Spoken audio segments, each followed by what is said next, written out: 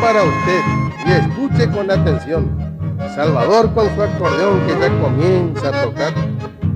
Hoy lo quiere homenajear con un chamamé sentido, porque es buen padre, amigo, riollazo y liberal.